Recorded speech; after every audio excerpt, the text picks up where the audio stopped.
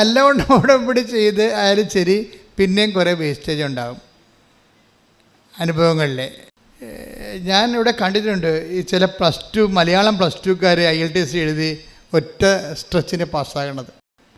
കാര്യം ഈ ഉടമ്പടി ഒരു വിഷയം നോട്ട് ബൈ മെറിറ്റിൽ വർക്ക് ചെയ്യും. ഇത് ബൈബിളിൻ്റെ മുഴുവൻ കോൺസെപ്റ്റിൽ ഈ നോട്ട് ബൈ മെറിറ്റ് ഉണ്ട്. ഉടമ്പടി മാത്രമല്ല. നോട്ട് ബൈ മെറിറ്റ് എന്ന് പറയുന്നത് എന്താണ്? നിൻ്റെ യോഗ്യത കൊണ്ടല്ല, എൻ്റെ കൃപ കൊണ്ട്. അപ്പോൾ നമ്മുടെ യോഗ്യത ഇല്ലെങ്കിലും ഉടമ്പടി പെർഫെക്റ്റ് ആണെങ്കിൽ ദൈവം ആ ഓപ്ഷൻ ഉപയോഗിച്ചുകൊണ്ട് നിങ്ങളെ ഹെൽപ്പ് ചെയ്യും. അതുകൊണ്ടാണ് ഈ മലയാളം മീഡിയംകാർ പ്ലസ് ടുക്കാർ IELTS എഴുതുമ്പോൾ ഒറ്റ സമയത്ത് തന്നെ പാസ്സായി വരും. അത് കർത്താവിൻ്റെ ശക്തിയാലാണെന്ന് നമുക്ക് മനസ്സിലാകും. അപ്പോൾ ഈ സൈന്യത്താലും ശക്തിയാലും അല്ലാതെ കർത്താവിൻ്റെ കൃപയിൽ വർക്ക് ചെയ്യുന്ന കുറേ അനുഭവങ്ങൾ നമ്മുടെ ജീവിതത്തിലുണ്ട്. അത് ഉടമ്പടിയുടെ ഒരു തനത് ഫോർമുലയാണത്. പക്ഷെ ഞാൻ പറയണത് അതല്ല. നിങ്ങളതെല്ലാം കൃത്യമായിട്ട് ചെയ്താൽ, ഇപ്പോൾ ഈ ഡോക്ടർ അഡ്ലിന് എന്താ സംഭവിച്ചത്? അവർ MBBS ഡോക്ടറാണ്. ഇനിയിപ്പോൾ ഒരു MDക്കോ മറ്റെന്തിനോ എൻട്രൻസിന് വേണ്ടി വിദേശത്ത് പോയി പഠിക്കാൻ വേണ്ടിയുള്ള ഒരു തയ്യാറെടുപ്പിനാണ്. അതിനു വേണ്ടി അവരെന്താ ചെയ്യണത്? അതിന് 3 ടെസ്റ്റാണ് ഉള്ളത്. ഒരു ടെസ്റ്റ് IELTSൻ്റെ ടെസ്റ്റാണ്. അത് 2 പ്രാവശ്യം എഴുതിയിട്ട് അവർക്ക് കിട്ടിയില്ല. ഓക്കെ, വ്യത്യാസം കണ്ട. പ്ലസ് 2 കരുതി മലയാളം മീഡിയം IELTS എഴുതി പെട്ടെന്ന് കയറി പോകുന്നു. ഒരു MBBS ഡോക്ടർ എഴുതിയിട്ട് അത് കിട്ടണില്ല, 2ാമത്തെ പ്രാവശ്യം കിട്ടിയില്ല. ഉടമ്പടി എടുത്തിട്ട് പോലും അവർക്കത് കിട്ടിയില്ല.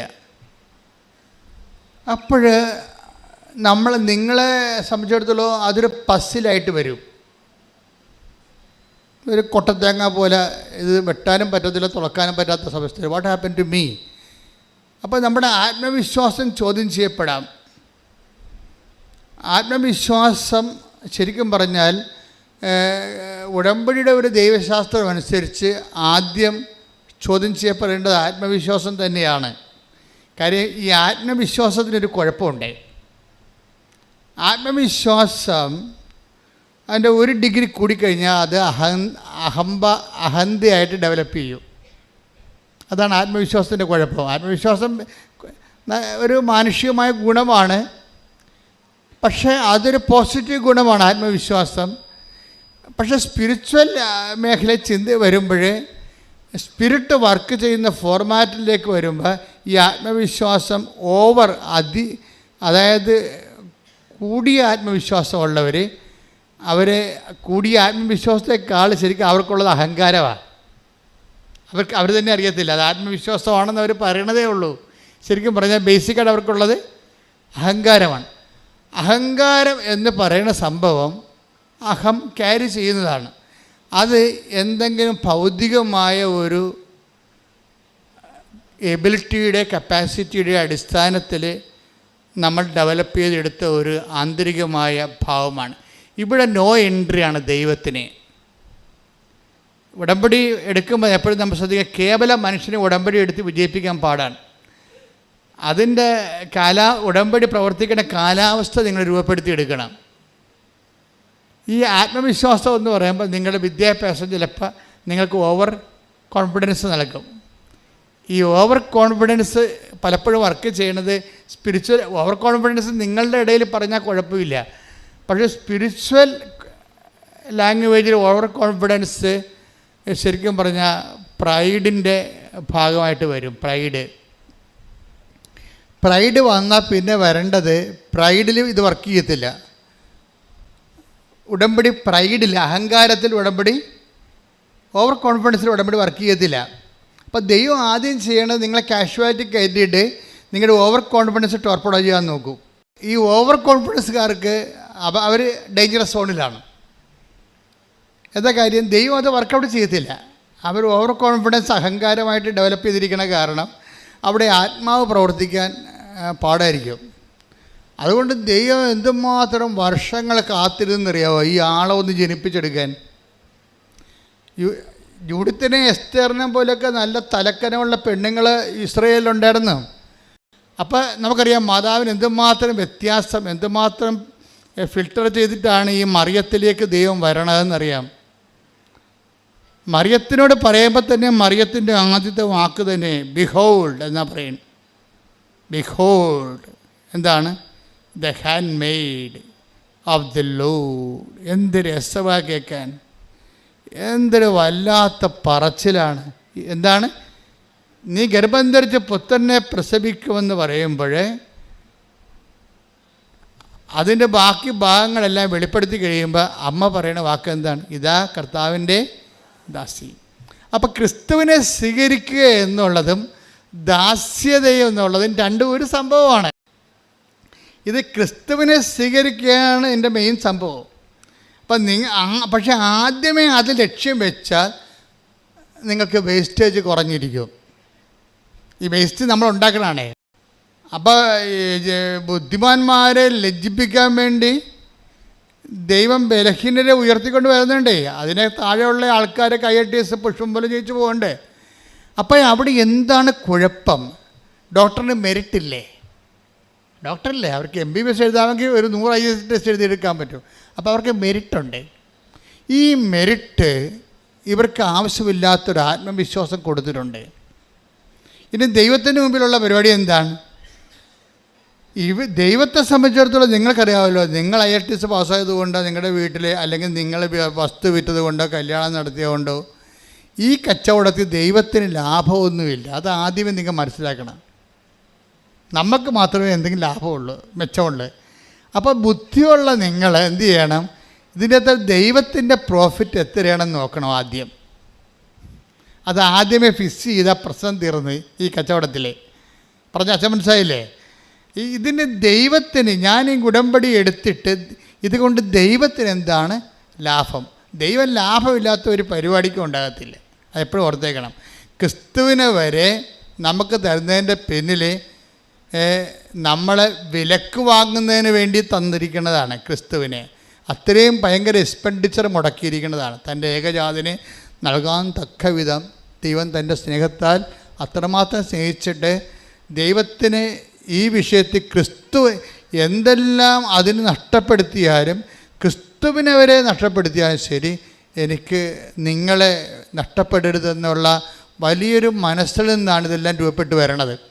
പക്ഷേ അത് ദൈവത്തിൻ്റെ ആ മനസ്സ് ബോധപൂർവ്വം മനസ്സിലാക്കിയിട്ട് നിങ്ങൾ ഉടമ്പടി എടുക്കുമ്പോൾ തന്നെ ഈ കച്ചവടത്തിൽ ഈ വിനിമയം, നമുക്ക് കച്ചവടം മോശമാക്കുകയാണെങ്കിൽ ഞാൻ ഉപേക്ഷിച്ച് ഈ ഒരു വിനിമയം, ഒരു കവനൻ്റെ ഒരു വിനിമയമാണ്. ബൈലാറ്ററൽ എഗ്രിമെൻ്റ് ആകുമ്പോൾ ഒരു വിനിമയമുണ്ട് അതിൻ്റെ അകത്ത്. ഈ വിനിമയത്തിൽ ദൈവത്തിന് എന്താണ് മെച്ചം, ദൈവത്തിന് എന്നാ അതിൻ്റെ അകത്ത് കിട്ടണത് എന്ന് ആദ്യം നമ്മൾ മനസ്സിലാക്കി വെക്കണം. അല്ല നിങ്ങളെന്താ ചെയ്യണത്? നിങ്ങൾക്ക് എന്ത് കിട്ടുമെന്ന് വിചാരിച്ചുകൊണ്ടാണ് ഇത് വർക്കൗട്ട് ചെയ്യണത്. അതുകൊണ്ടാണ് ഈ വേസ്റ്റേജ് കൂടുന്നത്. അതിൻ്റെ കാരണം ആദ്യം ദൈവത്തിന് എന്ത് കിട്ടും, ദൈവം എന്താണ് ചെയ്യണത്, ദൈവം ഉദ്ദേശിക്കുന്ന ദൈവത്തിൻ്റെ ഒരു സ്വപ്നം എന്താണ്? നിങ്ങളിൽ ക്രിസ്തു രൂപപ്പെട്ടു വരണം. അതാ പ്രശ്നം. Receive Jesus Christ and get saved. കർത്താവിനെ സ്വീകരിച്ചുകൊണ്ട് രക്ഷിക്കപ്പെടുക എന്നുള്ളതാണ് ദൈവത്തിൻ്റെ അൾട്ടിമേറ്റ് എയിം. ദൈവത്തിൻ്റെ വിനിമയത്തിൽ ആത്യന്തികമായ ദൈവത്തിൻ്റെ ഒരു പ്രോഫിറ്റ് എന്ന് പറയുന്നത് നിങ്ങൾ ക്രിസ്തുവിനെ സ്വീകരിക്കുന്നതാണ്. അതുകൊണ്ടാണ് പൗരസപ്പോസം പറഞ്ഞ ക്രിസ്തുവിനെ സ്വീകരിക്കാൻ വേണ്ടി നമ്മൾ സ്വീകരിക്കുന്നവരെ കുറേ വേസ്റ്റേജുകളുണ്ടാവും. ക്രിസ്തുവിനെ സ്വീകരിക്കാൻ വേണ്ടി ഫിലിപ്പി 3:8 അതെ. ഇവയെല്ലാം ക്രിസ്തുവിനെ പ്രതി നഷ്ടമായി ഞാൻ കണക്കാക്കി. ഇവ മാത്രമല്ല, എൻ്റെ കർത്താവായ യേശുക്രിസ്തുവിനെ പറ്റിയുള്ള ജ്ഞാനം കൂടുതൽ വിലയുള്ളതാകയാൽ സർവവും നഷ്ടമായി തന്നെ ഞാൻ പരിഗണിക്കുന്നു. അവനെ പ്രതി ഞാൻ സകലവും നഷ്ടപ്പെടുത്തുകയും ഉച്ഛിഷ്ടം പോലെ കരുതുകയുമാണ്. അപ്പം ചില കാര്യങ്ങൾ വേസ്റ്റ് ഉണ്ടാകും, അത് ക്രിസ്തുവിനെ പ്രതിയാണ് വേസ്റ്റ് ഉണ്ടാകുമ്പോൾ നമ്മൾ പറഞ്ഞ അയ്യോ വേസ്റ്റ് ആയപ്പോലെ ഇനി എന്ത് ചെയ്യുന്നില്ല.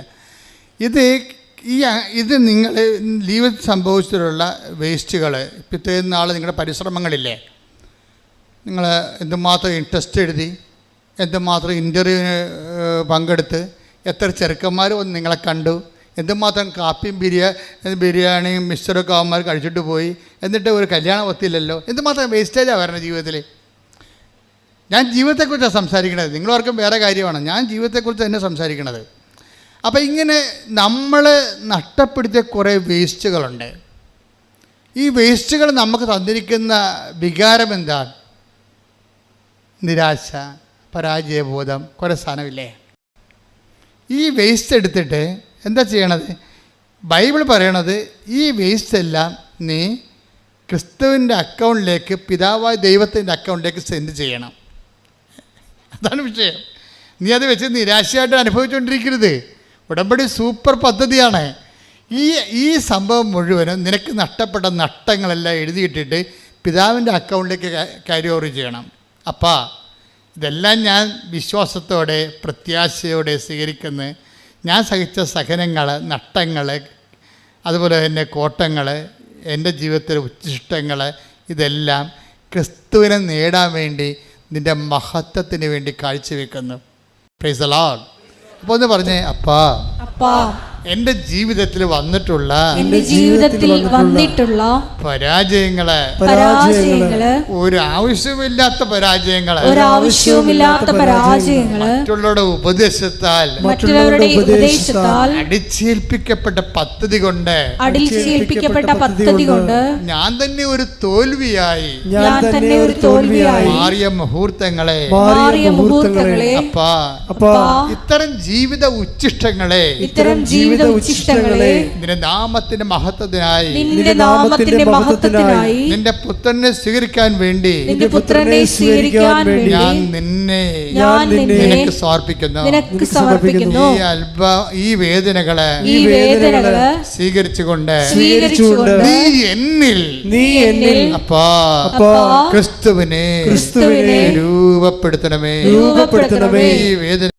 ഈ വേദനകളെ വേസ്റ്റുകളെ സ്വീകരിച്ചുകൊണ്ട് അപ്പാ നീ എന്നിൽ ക്രിസ്തുവിനെ രൂപപ്പെടുത്തണമേ. കുരിശോളം വലുതാക്കണേ, നിന്റെ സ്നേഹത്തിൽ നിഴലാക്കണേ. പരിശുദ്ധ പരമദിവ്യകാരുണ്യത്തിന് ആരാധനയും സ്തുതിയും പുകഴ്ചയും ഉണ്ടായിരിക്കട്ടെ. അതായത് ഒരു കൺഫ്യൂഷൻ എപ്പോഴും ബൈബിള് സൂക്ഷിക്കുന്നത് ക്രിസ്തു എവിടുന്ന് വരുമെന്ന് അറിയത്തില്ലെന്ന്. ബൈബിൾ പറയുന്ന ഒരു സംഭവമാണ്, സത്യമായ ഒരു ആധ്യാത്മിക അനുഭവമാണ്. ക്രിസ്തു എവിടുന്ന് നമ്മുടെ ജീവിതത്തിലൂടെ എവിടുന്നാണ് വരണമെന്ന് അറിയാൻ പറ്റത്തില്ലെന്ന്. ആരിലൂടെയാണ് ക്രിസ്തു നമ്മുടെ ജീവിതത്തിൽ വരണമെന്ന് അറിയത്തില്ല. Take the word of God. അതായത് യോഹന്നാൻ 7:27 എന്നാൽ ക്രിസ്തു വരുമ്പോൾ എവിടെ നിന്നാണ് വരുന്നതെന്ന് ആരും അറിയുകയില്ലല്ലോ. അതാണ് അങ്ങനെ ഒരു ക്രിസ്തുവിൻ്റെ വരവിന് അങ്ങനെ ഒരു ഫിനോമിനുണ്ട്.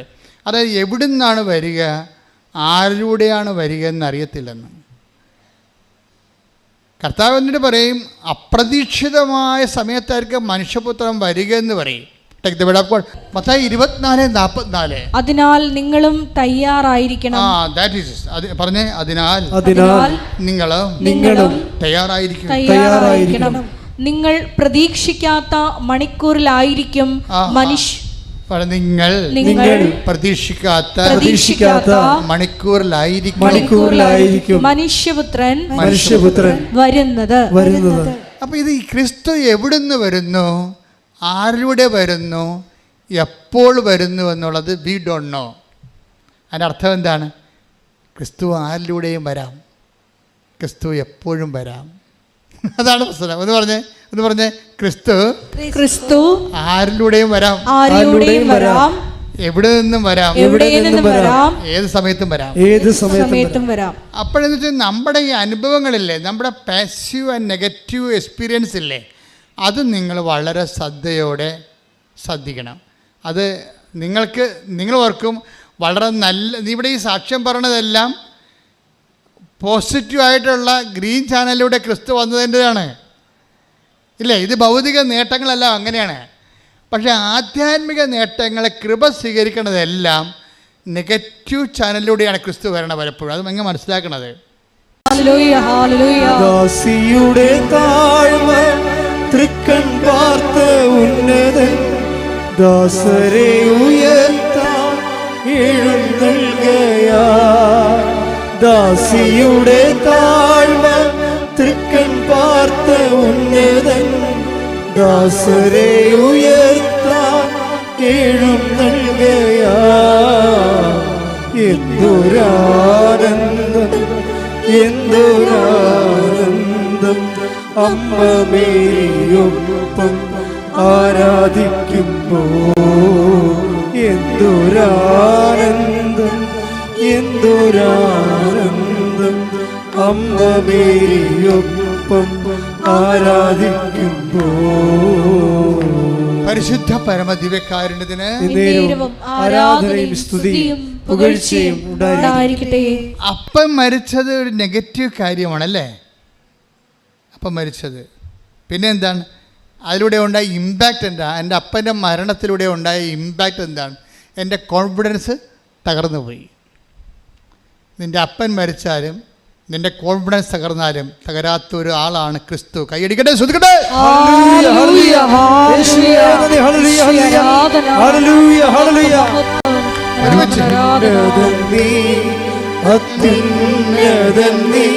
നിന്നെപ്പോലൊരു ദൈവമില്ല.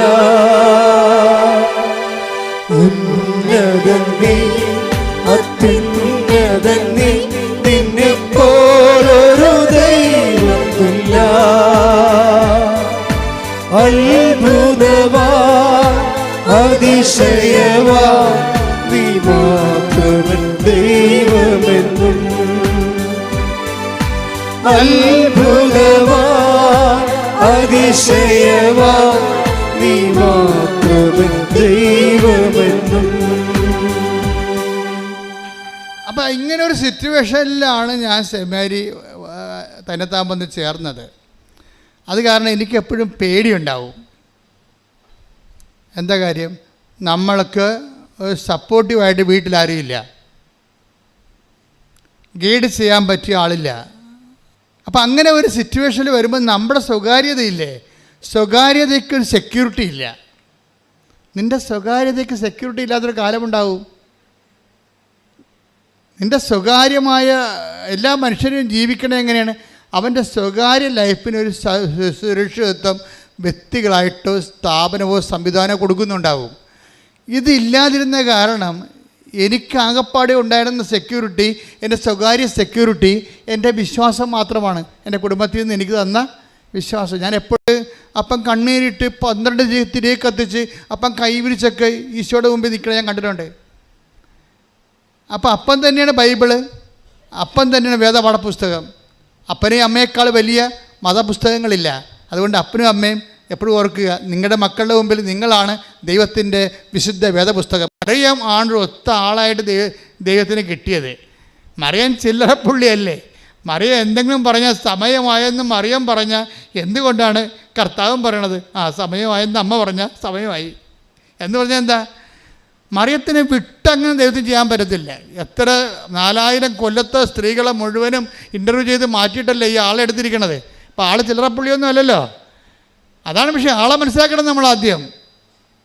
അപ്പോൾ എന്താ സംഭവിച്ചതെന്ന് വെച്ചാൽ അമ്മ പറഞ്ഞു, അപ്പാ പറഞ്ഞതെനിക്ക് മനസ്സിലായി, ഇത് നല്ല റിസ്ക്കുള്ള പരിപാടിയാണ്, ഇത് 10-33 കൊല്ലത്തെ പദ്ധതിയാണ്, ഇത് ചോരയും കണ്ണീരും മാത്രമേ ഈ പദ്ധതിയിലുള്ളേ, ഞാൻ കുരിശിന് ചൂണ്ടി വരെ നിൽക്കണമെന്നൊക്കെ എല്ലാം. കാരണം ഹൃദയത്തിൽ സംഗ്രഹിച്ചു എന്ന് പറയുമ്പോഴേ ടോപ്പ് വെളിപാട് നടക്കുമ്പോൾ അമ്മ ഉടനെ അതിനെക്കുറിച്ച് സംസാരിക്കത്തില്ല. കാര്യം സംസാരിച്ചുകൊണ്ട് കാര്യമില്ലാത്ത വിഷയമാണ്. അതെന്ത് ചെയ്യും? അമ്മ അത് ഹൃദയത്തിൽ സംഗ്രഹിക്കും. കുരിശിൻ്റെ അംശമുള്ള നമ്മുടെ പെസഹാപ്പത്തിലൊക്കെ കുരിശ് വെച്ച് വരത്തില്ലേ? അപ്പോൾ കുരിശ് വെച്ച് വരണ അനുഭവങ്ങളുണ്ട്. അതിൽ തന്നെ കുരിശ് വെച്ച് വരുന്ന അനുഭവങ്ങളുണ്ട്. കുരിശ് വെച്ച് വരുന്ന അനുഭവങ്ങൾ അമ്മ കഴിച്ചാൽ പിന്നെ മിണ്ടത്തില്ല, അമ്മ മിണ്ടാണ്ടിരിക്കും. എന്താ കാര്യം? ഇത് കാൽവരി വരെ പോകുന്ന ഒരു പദ്ധതിയാണിത്, ചെറിയ യാത്രയല്ല. ഇതിപ്പോൾ ടൈമിൽ ചെയ്ത് തീർക്കാനുള്ളതല്ല. അതുകൊണ്ട് ഹൃദയത്തിൽ സംഗ്രഹിച്ച് അതേക്കുറിച്ച് ധ്യാനിച്ചുകൊണ്ടിരിക്കും. ഈ ധ്യാനം ആദ്യം തുടങ്ങിയ മംഗളവാർത്ത സമയത്തിലാണ്. മംഗളവാർത്തയിൽ പെട്ടെന്ന് അമ്മ പറഞ്ഞു, അപ്പ പറഞ്ഞ എല്ലാം എനിക്ക് മനസ്സിലാകുന്നുണ്ട്, പരിശുദ്ധാത്മാവിനോട് പറയണ്ടേ, എനിക്കിതിനകത്ത് ഒന്നേ പറയുന്നുള്ളൂ, ഇനി എന്തെല്ലാമൊക്കെ കാഷ്വാലിറ്റി ഉണ്ടായാലും behold the hand made of the Lord, ഇതാ കർത്താവിൻ്റെ ദാസി. പിന്നെന്ത് ചെയ്യണം? നിൻ്റെ വചനം പോലെ എന്നിൽ നിറവേറട്ടെ. അപ്പോഴേ ക്രിസ്തുവിനെ സ്വീകരിക്കാൻ വേണ്ടി എന്താണ് ചെയ്യേണ്ടതെന്ന് അമ്മയാണെന്ന് ലോകത്തോട് പറയണത് എന്താണ് കാര്യം? മറിയം ദാവീദിൻ്റെ വംശത്തിൽ ജനിച്ചു, രാജകീയമായിട്ടുള്ള കുടുംബ പാരമ്പര്യമുണ്ട്, തറവാട്ട മഹിമയുണ്ട്. മറിയം ആസാനൊന്നും പറയണില്ല. ബൈബിളാണ് ലൂക്കായും മത്തായും ഒക്കെ മറിയത്തിൻ്റെ രാജകീയമായിട്ടുള്ള പാരമ്പര്യമൊക്കെ പറയണത്, തറവാട്ട മഹിമ പറയണത്. അമ്മ പറഞ്ഞ് ഈ തറവാട്ട മഹിമ പുസ്തകത്തിലെ പുലി പോലെ, പുസ്തകത്തിലെ പശു പോലെയാണ്, ഇതൊന്നും പുല്ല് തിന്നത്തില്ല. നമുക്കറിയാം നിൻ്റെ മഹിമകളൊന്നും പുല്ല് തിന്നത്തില്ല. അതുകൊണ്ട് അമ്മ എന്ത് പറയും? ആ സംഭവമൊക്കെ ഞാൻ ഇവിടുന്ന് മാറ്റണത്. എനിക്കിതേ പറയാനുള്ളൂ, ഇതാ കർത്താവിൻ്റെ ദാസി. നിങ്ങൾ പരാജയപ്പെടുമ്പോഴും തോക്കുമ്പോഴും അമ്മയോട് ചേർന്ന് ആ പ്രാർത്ഥന പ്രാർത്ഥിക്കണം. എന്താണ്? ഇതാ കർത്താവിൻ്റെ ദാസി, നിൻ്റെ വചനം പോലെ എന്നിൽ നിറവേറട്ടെ. അപ്പോഴെന്ത് പറയും?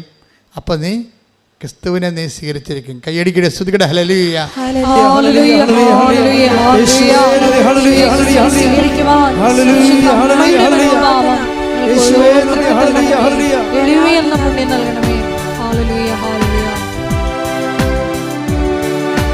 ദാസിയുടെ താഴ്വ തൃക്കൻ പാർത്ത ഉന്നതൻ ദാസരെ ഉയർത്താൻ എഴുന്നേൽക്കയാ. ദാസിയുടെ താഴ്വ തൃക്കൻ പാർത്ത ഉന്നതൻ ദാസരെ ഉയർത്താൻ എഴുന്നേൽക്കയാ. എന്തൊരാനന്ദം, എന്തൊരാനന്ദം, അമ്മ മേരിയൊപ്പം ആരാധിക്കുന്നു. ഓൺലൈനില് ധ്യാനം കേൾക്കുന്ന എല്ലാവരെയും നീ സ്പർശിക്കണമേ. ദൈവത്തിന്റെ കരുണ, ദൈവത്തിന്റെ കരുണ ഈ നിമിഷം എല്ലാ മക്കളെയും സ്പർശിക്കണമേ. അടിപ്പിണർ പോലെ, വൈദ്യുത ആഘാതം പോലെ ദൈവിക ശക്തി അമ്മയുടെ മാധ്യസ്ഥതയിലെ നാമത്തിലെ എല്ലാ മക്കളിലും പ്രസരിക്കട്ടെ. മാരക രോഗങ്ങള്, വ്യാധികള്, ദുരിതങ്ങള് ദൈവത്തിന്റെ നാമത്തില് മാറിപ്പോകട്ടെ.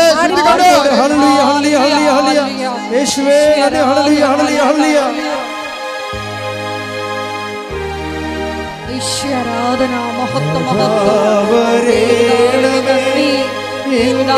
ആരാധന, മഹത്വം. വരേണമേ, സൗഖ്യം നൽകണമേ. വരേണമേ, എന്നിൽ നിറയണമേ. വരേണമേ, സൗഖ്യം നൽകണമേ.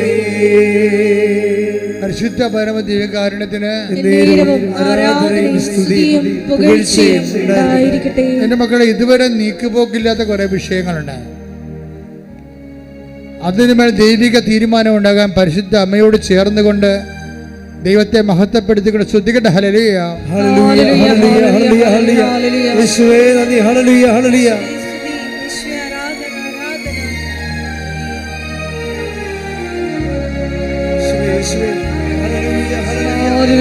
മഹത്വം, മഹത്വം, ആരാധന, ആരാധന.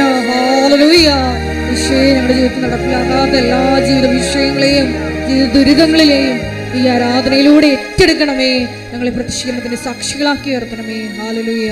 എൻ്റെ പ്രിയപ്പെട്ടവരെ, ജോലിയില്ലാത്തവര്, വീടില്ലാത്തവര്, വഴിയില്ലാത്തവര്, വിവാഹം ഒത്തുവരാത്തവർ, മക്കളില്ലാത്തവർ, ഭാര്യയും ഭർത്താവും പിരിഞ്ഞു പോയവര്, തിരിച്ചു വരാൻ ആഗ്രഹിക്കുന്നവര്, ഒരു പങ്കാളിയുടെ ജീവിതം തന്നെ പൂർണ്ണമായി ഇരുട്ടിലാകപ്പെട്ടു പോയവർ, പങ്കാളിയോട് ക്രൂരത കാണിക്കുന്നവർ, നിയമപരമായിട്ട് വൈരാഗ്യവും പ്രതികാരം കാണിക്കാൻ വേണ്ടി ദൈവത്തിൻ്റെ ഉടമ്പടിയെപ്പോലും പ്രതികാരത്തിൻ്റെ ഉപകരണമാക്കി മാറ്റുന്ന പൈശാചിക ചിന്തയുള്ളവർ, അവരെല്ലാം മനസ്സന്തരപ്പെടാൻ വേണ്ടി ശ്രദ്ധിക്കട്ടെ. ഹല്ലേലൂയ, ഹല്ലേലൂയ, ഹല്ലേലൂയ, ഹല്ലേലൂയ, ഹല്ലേലൂയ. യേശുവേ ആരാധന, ഹല്ലേലൂയ, ഹല്ലേലൂയ, ഹല്ലേലൂയ. മഹത്വം, മഹത്വം, ആരാധന, ആരാധന. ഹല്ലേലൂയ, ഹല്ലേലൂയ, ഹല്ലേലൂയ, ഹല്ലേലൂയ. യേശുവേ നന്ദി. വീട് സ്ഥലവുമില്ലാത്ത ഒത്തിരിയേറെ സഹോദരങ്ങളെ എല്ലാ ദിവസവും പ്രാർത്ഥിക്കാൻ വരുന്നുണ്ട്. ജപ്തി നടപടിയെ നേരിടുന്നവർ, കടകമ്പോളങ്ങളും കച്ചവടങ്ങളും പൂട്ടിപ്പോയവർ, അത് വലിയ കടങ്ങൾ ഉണ്ടായിട്ടുള്ളവർ, നാട്ടിൽ നിൽക്കാൻ പറ്റാതിരിക്കുന്നവർ, വിദേശ രാജ്യത്ത് പോയിട്ട് അവിടെ ജോലി കിട്ടാതെ അലയുന്നവർ, ഇപ്പോഴും വിസ ശരിയാകാത്തവർ, ഇപ്പോഴും ജോലി കിട്ടാത്തതിൻ്റെ പേരിൽ വിസയുടെ കാലാവധി കഴിയാൻ പോകുന്നവർ, തിരിച്ചു പോരാൻ പോലും പണമില്ലാത്തവർ, ജയിലിലകപ്പെട്ടവർ, എല്ലാവരും വേദനിച്ച് കണ്ട് കണ്ണീരോടെ പ്രാർത്ഥിക്കുകയാണ്. അവർക്ക് വേണ്ടി ശ്രദ്ധിക്കട്ടെ. ഹല്ലേലൂയ, ഹല്ലേലൂയ, ഹല്ലേലൂയ. യേശുവേ നന്ദി, ഹല്ലേലൂയ, ഹല്ലേലൂയ, ഹല്ലേലൂയ, ഹല്ലേലൂയ. ദൈവതാവേ നന്ദി, ദൈവതാവേ മഹത്വം, ദൈവതാവേ ആരാധന. മക്കളില്ലാത്തവര്, അന്യാധീനമായിട്ട് വാടകയ്ക്ക് താമസിച്ചിട്ട് ഇറങ്ങിക്കൊടുക്കാത്തവര്, വാടക പോലും കൊടുക്കാതെ ഭീഷണിപ്പെടുത്തി കള്ളക്കേസിൽ കുരുക്കി വിഷമിച്ച് ജീവിക്കുന്നവര്, പൊറുക്കണ സ്ഥലത്ത് വെള്ളമില്ലാത്തവർ, വെള്ളമെത്താൻ മാർഗമില്ലാത്തവർ, വിറ്റുചുട്ട് പോരാനും പറ്റണില്ല, അവിടെ കിടക്കാനും പറ്റാത്തൊരവസ്ഥയിൽ നട്ടം തിരിയുന്നവർ, ശരീരം മുഴുവൻ രോഗമുള്ളവർക്ക്, ഉറക്കമില്ലാത്തവർ, പ്രഷറുള്ളവർ, ഷുഗറുള്ളവർ, പാങ്ക്രിയാസിന് നീരുള്ളവർ, അതിനിപ്പോൾ ഓപ്പറേഷൻ നിശ്ചയിച്ച് ശരീരത്തിൻ്റെ വിവിധമായ അവയവങ്ങൾക്ക് ഓപ്പറേഷൻ നിശ്ചയിച്ചിരിക്കുന്നവർ, അതിൽ പേടിയുള്ളവർ, അതിന് പണമില്ലാത്തവർ, അവർക്കെല്ലാം വിടുതല വേണ്ടി ശ്രദ്ധിക്കട്ടെ.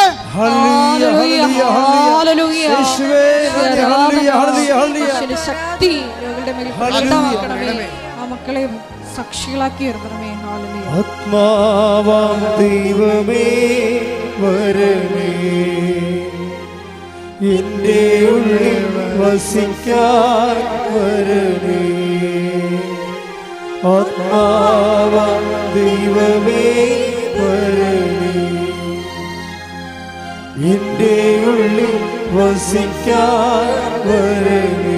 ഇതിൽ പ്രതിസന്ധിയുള്ളവർക്ക് വേണ്ടി പ്രത്യേകം ഈ ആരാധനയിൽ ഓർത്ത് മൗനമായി പ്രാർത്ഥിക്കുന്ന സമയമാണിത്. അവരെ ആരാധന കൂടിക്കൊണ്ട് പ്രാർത്ഥിക്കേണ്ടതാണ്. ഈ മാസം ഇപ്പോൾ ഉടമ്പടി എടുത്തുകൊണ്ടിരിക്കുന്നവർ, ഈ മാസം ജൂലൈ അവസാനം വരെ ഉടമ്പടി എടുക്കാൻ പോകുന്നവർ,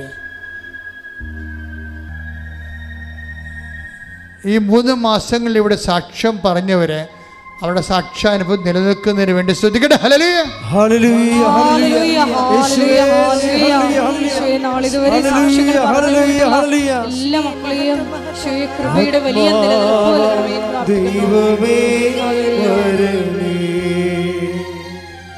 എന്റെ ഉള്ളിൽ വസിക്കാൻ വരണേ.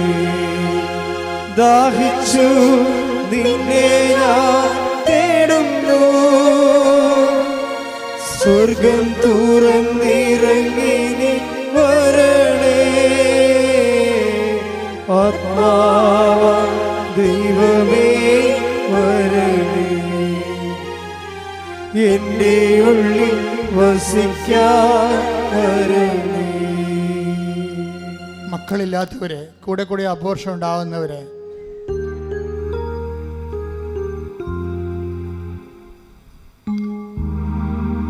ശരീരത്തിൽ സിസ്റ്റുകളുള്ളവര്, പൊളിപ്പുകളുള്ളവര്, ഹൃദയത്തിനും ശിരസിനും ബ്ലോക്കുള്ളവര്, കരൾ അസ്ഥി ഉരുക്കമുള്ളവർ, അസ്ഥി തേയ്മാനമുള്ളവർ, നടുവിന് വേദനയുള്ളവർ, കർത്താവേ നിന്റെ തിരുമുറിവാർന്ന വലത് കരത്താൽ മക്കളെ സ്പർശിക്കണമേ. വിവാഹം ഒത്തുവരാത്തവർ, കുടുംബത്തിൽ സമാധാനം ഇല്ലാത്തവർ, കാണാതെ പോയ ഭർത്താക്കന്മാർ, ഭാര്യമാരും, മക്കള്, കാണാതെ പോയ വസ്തുവകകൾ എല്ലാം പരിശുദ്ധ ദേവമാതാവിന്റെ മാധ്യസ്ഥനെ ഏൽപ്പിക്കുന്നു.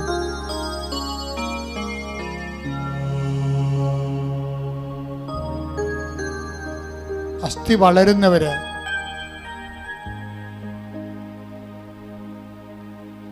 ഗർഭിക ആയതിനു ശേഷം അത് എടുത്ത് കളയണമെന്ന് ഡോക്ടർ പറഞ്ഞു തന്നിട്ടുള്ളവര്, എടുത്തു കളയാൻ ഒരു മനസ്സുമില്ലാതെ എന്ത് ചെയ്യണമെന്ന് അറിയാൻ തേങ്ങുന്ന അമ്മമാർ, സമയത്തിൻ്റെ മാതാവാണ് കൃപാസന മാതാവ്.